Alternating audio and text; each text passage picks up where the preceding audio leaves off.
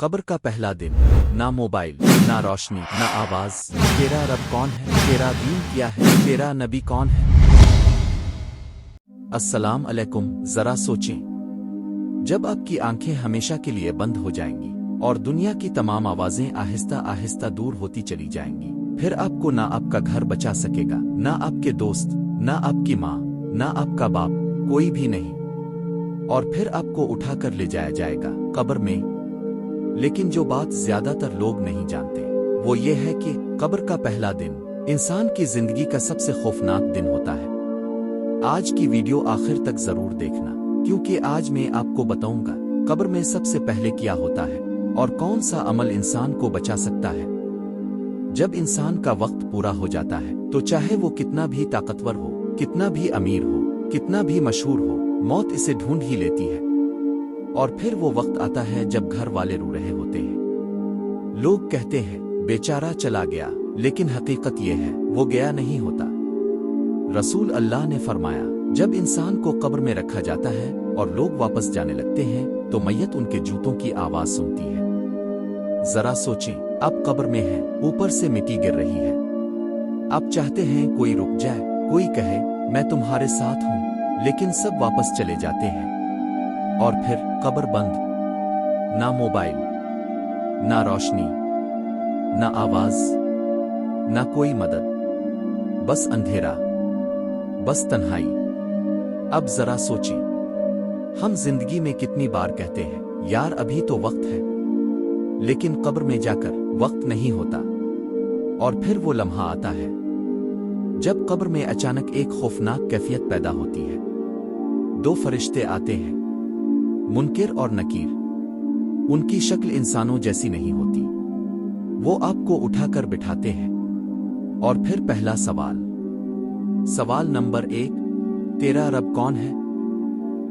اگر آپ دنیا میں اللہ کو بھول گئے، نماز چھوڑ دی، گناہوں میں ڈوب گئے تو زبان کانپ جاتی ہے، انسان جواب نہیں دے پاتا، اور پھر قبر کا عذاب شروع ہو جاتا ہے۔ سوال نمبر 2، تیرا دین کیا ہے؟ اگر آپ صرف نام کے مسلمان تھے، صرف عید پر نماز، صرف رمضان میں عبادت، تو فرشتے پوچھتے ہیں پھر تم نے دین پر عمل کیوں نہیں کیا؟ سوال نمبر 3، تیرا نبی کون ہے؟ اگر آپ نبی کا نام تو لیتے تھے لیکن سنت کو نظر انداز کرتے تھے تو وہاں جواب دینا مشکل ہو جاتا ہے۔ ذرا سوچیں، آپ قبر میں ہیں اور آپ کی زندگی کا سب سے اہم امتحان ہو رہا ہے، اور وہاں نہ کوئی سفارش، نہ کوئی رشوت، نہ کوئی دوسرا موقع، صرف اب اور آپ کے اعمال۔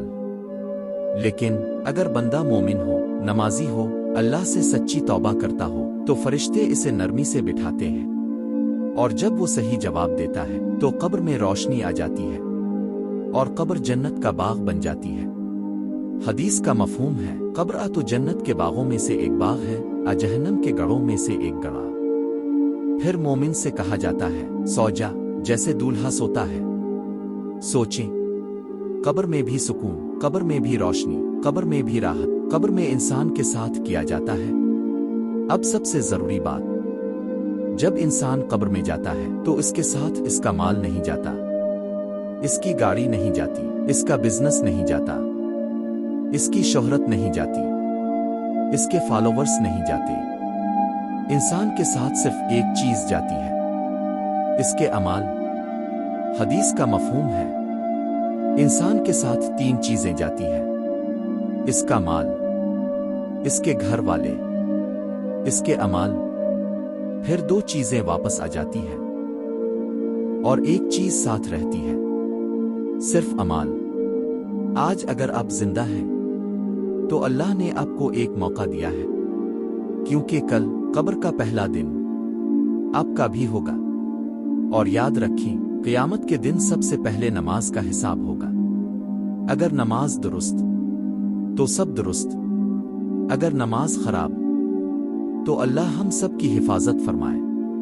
اگر آپ چاہتے ہیں کہ آپ کی قبر روشن ہو تو آج سے 3 چیزیں پکی کر لیں، نماز، توبہ، قرآن اور صدقہ۔ اور اگر آپ کو یہ ویڈیو پسند آئی تو لائک کر دیں اور بیوٹیفل اسلام کو سبسکرائب کر لیں، کیونکہ ایسی ویڈیوز ہمیں یاد دلاتی ہیں کہ دنیا عارضی ہے اور آخرت ہمیشہ کے لیے ہے۔ اللہ ہم سب کو قبر کے عذاب سے بچائے، آمین۔